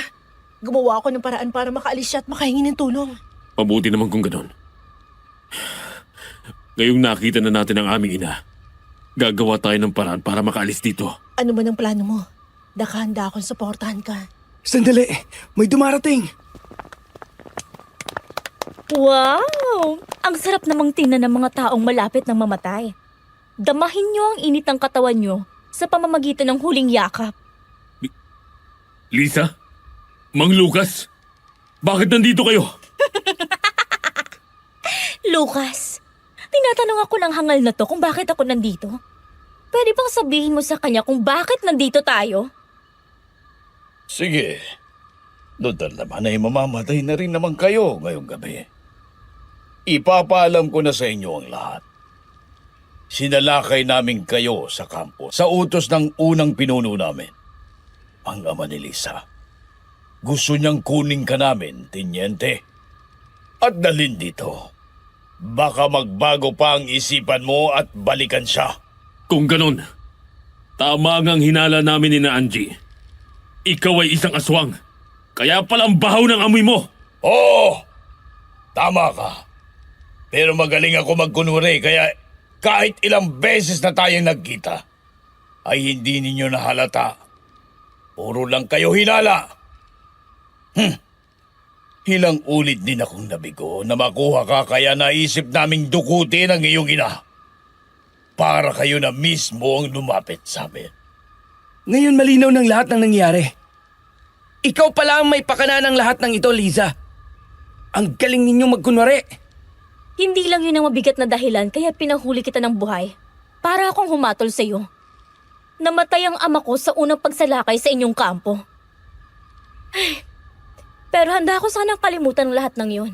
Kung pumayag ka sa gusto ko. Kung noon nga ay hindi ako pumayag makasal sa'yo, ngayon pang nalaman ko na isa kang aswang. Kahit patayin mo ako, hindi sira ang ulo ko para makisama sa isang halimaw na kagaya mo. Hanggang sa bingit ng kamatayan, hangal ka pa rin. Mga kawal! Ilabas ang mga to! Dalhin sa dating lugar, sa harapan ng puntod ng aking ama. Ngayon na ang pagpapataw ng parusa. Itay, nasa harapan niyo na ngayon ang mga taong pumatay sa'yo. Pagbabayaran nila ngayon ang ginawa sa inyo. Buhay ang inutang, kaya buhay din ang kabayaran. Wala namang dapat sisihin sa lahat ng nangyari kundi ikaw. Ikaw ang nagtulak sa ama mo na sumalakay sa amin kaya siya namatay. Tumigil ka! Ano man ang nangyari, inutang mo pa rin ang buhay ng aking ama. At iyon ang sisingilin ko. Huwag ninyo kaming bibigyan ng pagkakataong makawala dito. Dahil babalikan namin kayo. Sa ginawa ninyo sa aming ina, isa rin yung krimen na dapat ninyong bayaran! Batas bang sinasabi mo? Oo nga pala. Mga sundalo kayong tagapagpatupad ng batas. Pero dito sa aking lugar, ako ang batas. Patayin silang lahat at ibuhos ang kanilang dugo sa ibabaw ng puntod ni Itay! Pinuno, total naman ay mamamatay na rin si Angie. Pwede bang pakinabangan ko muna siya? Alam mo naman na matagal ko nang gusto itong si Angie. Sige, sa'yo na ang babaeng yan. Inagaw niya sa akin si Jaime. At inagaw naman siya ni Jaime sa'yo. Kaya siya, gawin mo na ang gusto mong gawin sa kanya. Tapos ipatayin mo na siya. Maraming salamat, Pinuno Lisa. Papatayin ko ang babaeng ito pagkatapos kong pagsawaan. Sinong may sabi sa'yo na magagawa mo ang ganyang kahalayan sa ate Angie ko? Mildred, wala ka ring utak. Nakaligtas ka na hindi mo pa sinamantala para tuluyang kang lumayo. Talagang gusto mo nang mamatay, ano? Sa palagay mo ba ay makakaya mo kaming pigilan? Nagpapatawa ka ba? Hindi siya nag-iisa, Lucas. Kasama niya ako at ang mga kababaryo ko para putulin ang pag-ahari-harian ng mga aswang dito! Lucas, hindi ba sinabi ko sa'yo na maglagay ka ng mga bantay sa paligid nitong kampo natin? Paano nakapasok ang mga to? Patay na ang lahat ng mga tauhan ninyo na nakabantay sa paligid. Kaya ngayon, oras na para kayo naman ang lumuhod at magmakaawa para sa inyong buhay! Mga hangal kayong lahat! Sa palagay ko, kayo ang hangal sa sobrang pagtitiwala nyo at paniniwalang kayo lang ang malalakas. Nakalimutan nyo na kapag nagsama-samang mahihina, ay magiging malakas rin! Nagulat sina Liza nang mula sa likuran ng mga nitso sa paligid ay nagtayuan ng mga taong kasama nina Efren at Mildred. Mga taong baryo na manunugis din ng aswang pero benditado ang mga hawak na armas.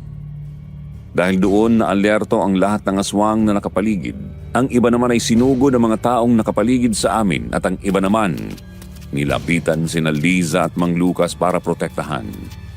Nagkaroon na ng labanan sa magkabilang panig kaya naman kaagad kong dinampot ang malaking bato na naroon at inihampas sa mukha ng aswang na nakahawak sa akin. Nabasag ang mukha niya kaya nabitiwan niya ako. Kumilos na rin si Kuya Jaime, dumakot siya ng lupa at isinaboy sa mukha ng aswang malapit sa kanya. Tapos ay tinadyakan niya yun. Sa gulat naman ni Mang Lucas ay hindi niya inaasahan ang gagawin ni Angie. Tinadyakan siya sa kanyang puson kaya nabitiwan niya yun. Nakatakbo sa amin si Angie. Hangal ka talagang babae ka! Papatayin kita! Hindi ako papayag na saktan mo ang ate ko! Bibistahin ka ng bala! Ang galing mong magtago, Lucas! Naiwasan mong mga bala ko, pero hindi pa ako tapos sa'yo! Hangal ka! Kung inaakala mong mapapatay ako ng ganong kadali lang... Parehas lang tayo, Lucas! Hindi ka rin namin titigilan. Ako ang papatay sa'yo! Mga pinsan, heto na mga armas ninyo! Sama-sama nating tagpusin ang kasamaan ng mga salot na ito! Salamat, pinsan! Mildred, mahal ko, ikaw nang bakala kay inay. Ingatan mo siya, ha? Sir, yes sir! Anong sir? Hindi ba tasawa mo siya? Oo, asawa ko siya. Mahal-mahal ko yan eh. Pero pagkatapos na ng kaguluhang ito kami magpapaliwanag sa'yo. Nagtawanan na lang kami ni Mildred habang nakatingin kay Efren.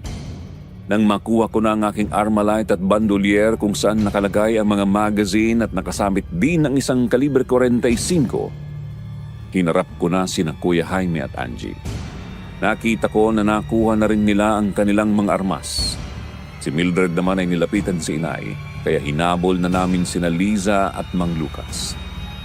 Tinulungan namin ang mga taong baryo para patayin ang mga aswang na nasa paligid.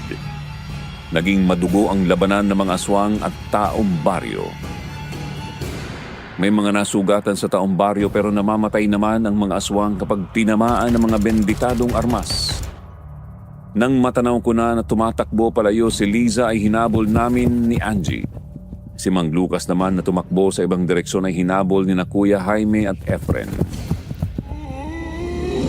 Hindi ka na makakatakas ngayon, Liza! Hangal! Harapin mo muna ang mga tauhan ko bago ako. Patayin niyo ang hangal na yan! Angie! Ikaw na bahala kay Liza!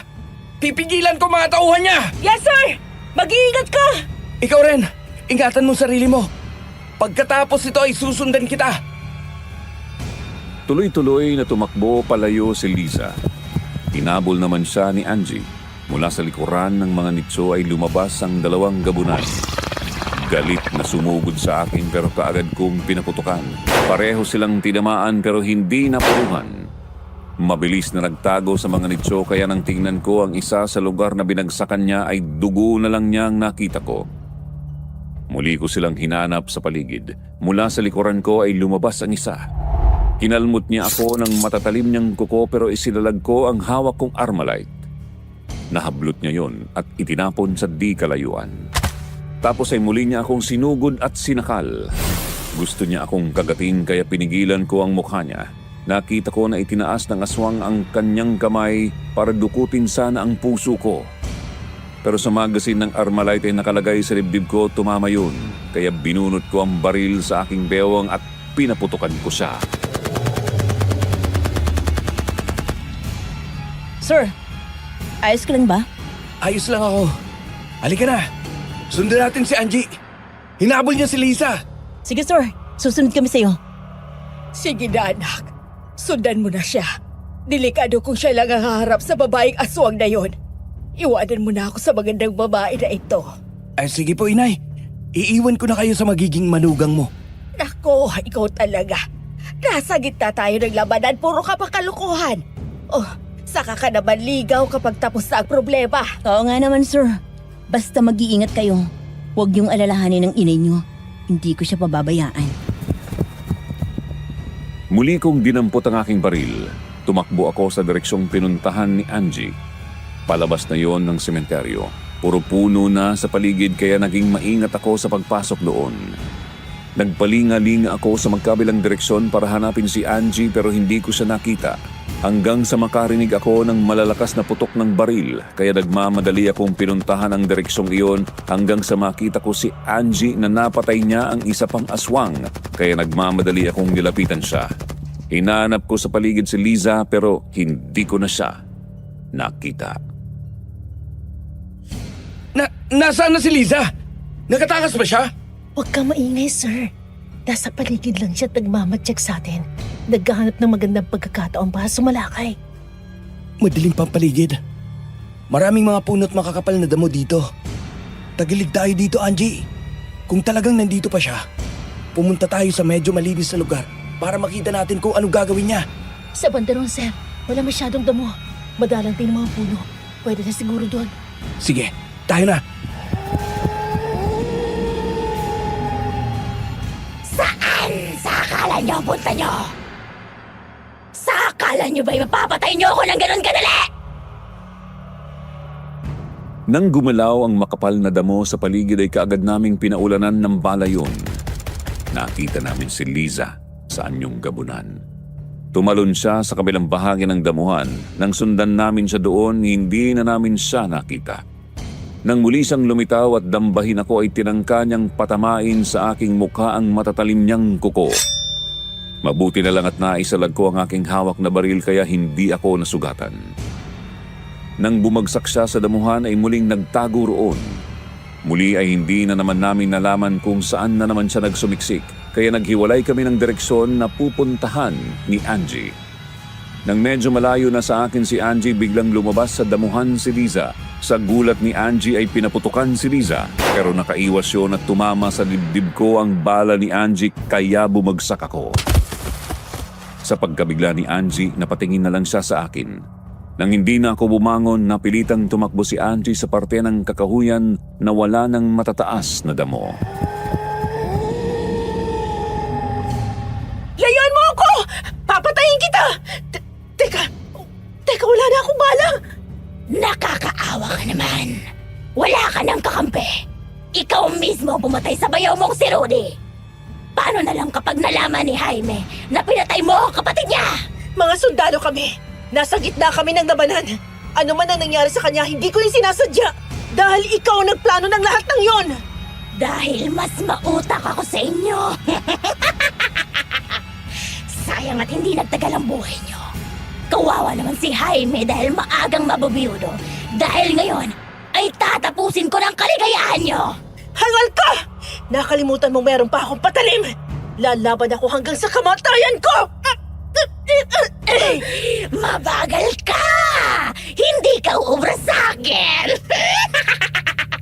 Inagaw mo ang lalaking gusto ko. Kaya papahirapan kita bago patayin! Nang makabangon ako ay nalaman ko na daplis lang sa balikat ang sugat ko. Kaya kaagad akong gumapang at kinuha ang aking baril. Noon ko natanaw na naglalaban na sina Liza at Angie at sa pagkakataong yun, nanaig na ang lakas ni Liza. Nagawa niyang sakalin si Angie at binuhat. Nang makita kong itinapon niya si Angie ay nagkaroon na ako ng pagkakataong asintahin siya. Bago pa niya tuluyang patayin si Angie ay pinaputukan ko na siya. Tumama ang una kong bala sa tagliran ni Liza. Nang maramdaman niya ang bala, hinanap niya kung sino ang bumaril sa kanya. Kaya nang humarap na siya sa akin ay 2 ulit ko pa siyang pinaputukan sa dibdib. Nang bumagsak na si Liza ay saka ako lumabas sa makapal na damuhang pinagtataguan ko. Akala ko'y patay ka na. Yun ang isa mong pagkakamali. Ang maling akala, yun ang nagpaamak sa'yo. Ngayon, matatapos na rin ang buhay mo! Mamamatay ako. Pero darating ang oras, igaganti rin ako ng mga kalahi ko. Sir, salamat. At saka, patawarin mo ako kung nasugatan kita. Huwag mong alalahanin ang sugat ko. Daplis lang ito. Nasa gitna tayo ng labanan. Lahat pwedeng mangyari. Yan nga ang sinabi ko sa aswang na yan eh. Buti nga't patay na siya. Siya nga pala, ano na kaya nangyari kina Kuya Efron at Tiniente? Halika na, puntahan natin sila. Kaagad na nga kaming umalis ni Angie sa lugar na yon. Binalikan namin sina Inay at Mildred. Nakita namin sila malapit na sa ilog. Naroon na rin ang mga taong baryo at si Efren. Marami ang sugatan sa aming mga kasama. Panalo kami sa laban pero nakita ko na hindi masaya ang aming ina. Hindi rin kumikibo ang lahat ng mga naroon, pati si Efren ay malungkot. Nang lapitan ko si Inay ay kaagad siyang yumakap sa akin at umiyak. Napaiyak na rin si Mildred kaya naman nang tingnan ko kung saan sila nakatingin ay nakita kong nakahiga sa damuhan si Kuya Jaime. Naliligo sa sariling dugo. Hindi na siya kumikilos. Sobra ang pag-iyak ni Inay kaya niyakap ko siya. Noon naman marahang lumapit si Angie. Hilam sa mukha ang kanyang mga mata. Nilapitan niya si Kuya Jaime.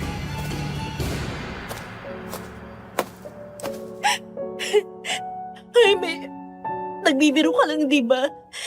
Hindi niyo naman plano to ni Kuya Efron, di ba? Angie, napalaban kami kay Lucas. Kaya nagtamo siya ng malalalim na sugat. Patawarin mo ako kung hindi ko siya natulungan.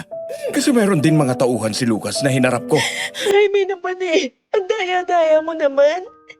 Nagsisimula pa lang tayo pero bakit ganito naman ang ginawa mo sa akin? Kung kailan naman muli tayo nagkita, tapos ganito pala magiging katapusan. Ate Angie, hindi ba bahagi lang ng misyon ang ginagawa natin? Huwag mong sabihing umibig ka na sa kanya. Oo, Mildred. Alam mo namang mahal ko na siya matagal na, di ba? Kaya nga natin tinanggap ang misyon kasi gusto ko siya makasama. Pero iniwanan naman niya ako. Archie, salamat sa pagmamahal mo kay Jaime. Pero ito siguro ang kalooban ng Diyos, kaya sana magpakatatag tayo. Kagaya mo, napakasakit din sa akin ang mawalan ng anak.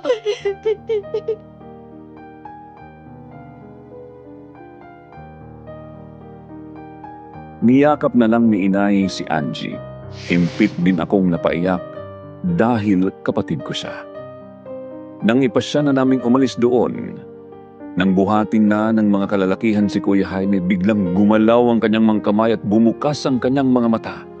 Nalaman naming buhay pa pala siya. Nawalan lang ng malay sa dami ng mga tumagas na dugo, likha ng sugat.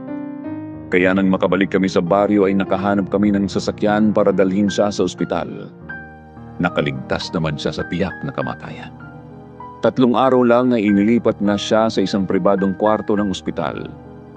Doon na namin siya nakausap. Naroon sina Angie at Mildred. Napangiti si Kuya Jaime nang makita si inay. Kaagad siyang yumakap. Tapos ay iginala niya ang paningin sa amin ni na Efren hanggang sa makita niya si Angie. Jaime, mabuti naman ligtas kayo. Akala ko hindi na tayo magkikita ulit. Mabuti na lang na buhay ka. Alam mo bang labis din ako nag-alala sa'yo? Kung merong nangyaring masama sa'yo, hindi ko talaga mapapatawad ang aking sarili. Ganun din ako, Jaime. Nagsisimula pa lang tayo. Puro gulo na yung sumalubong sa ating pagsasama. Habang agaw buhay ako, naririnig ko ang mga sinabi mo. Kaya nagpilit akong idilat ang aking mga mata. Totoo bang lahat ng yun? O patuloy ka pa rin nagkukunwari kahit tapos ng ating misyon? Hindi na ito pagkukunwari, Teniente. Talagang gusto na kita nun pa. Kaya nang malaman ko na ikaw makakasama ko sa misyon, hindi ako nagdalawang isip. Natatandaan mo ba na kayong dalawa ni Sergeant Trudy ang naging instructor namin sa training camp? Wala noon. Hinangaan na kita. Ha? Ikaw na ba yun? Tama. Naku, kaya naman pala sa una pa lang nating pagkikita eh. Ang lakas na ng tibok ng puso ko. Sabi ko na nga ba eh. Ikaw yung lagi kong binubuli nun. Di ba meron kang pangako sa akin noon? O baka naman sadya mo nang kinalimutan. Pangako? Meron ba akong pangako sa'yo? Meron. Sabi mo, kapag nakagraduate ako sa army, papakasalan mo ko. Yun ang naging inspirasyon ko para magpatuloy. Kaya pinilit ko maging malakas at matibay. Hanggang sa makagraduate na ako at makuha ang unang misyon na ikaw ang kasama. Bilang instructor, gumagamit kami ng mga magic word para maging inspirasyon ng mga estudyante namin para magpatuloy sila. Yun ang nangyari noon. Kung ganun pala, magic words lang yon. Hindi pala totoong sinabi mo. Pero ngayon ganap ka ng sundalo. Kalimutan mo na ang magic words na yon.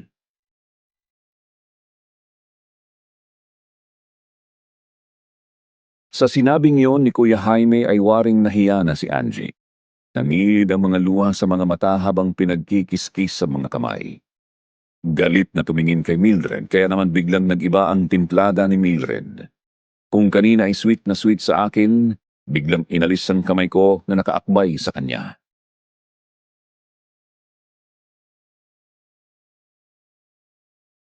Aba, aba! Hindi maganda yan, Rudy. Kapag sinaktan ng kuya mong ate ko, break na din tayo. Teka, bakit naman nadamay tayo sa kanila? Kakasagot mo lang sa akin, break agad. Naku naman. Huwag kang magalit, Angie. Ang totoo, mahal din kita talaga eh. Sinabi ko lang nakalimutan mo ang magic words na yon. Kasi ngayon, sasabihin ko sa'yo na mahal kita. Yun ang gawin mong inspirasyon. Yun naman pala eh. Maniwala ka, Angie. Mas nauna pang umamin sa akin si Kuya na mahal ka bago ko naramdamang mahal ko si Mildred. Totoo ba yan, Jaime? Akala ko kasi... Oo, totoo yun. Halika na. At yakapin mo na ako.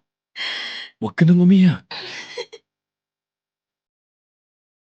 Natuwa kaming lahat nang magkasundo na sina Kuya Jaime at Angie. Makalipas lang ang ilang buwan, nagpakasal kaming 4. Double wedding. Pakyawan, sabi nga ng mga nakakilala sa amin. Silang magkapatid, ako naman kaming 2 ni Kuya Jaime. Nagpatuloy kaming lahat sa pagsusundalo hanggang sa magretiro. At yan po ang kwento ng aming buhay. Maraming salamat sa inyong pakikinig at sana nagustuhan nyo ang aming kwento. More power sa Sitio Pangil.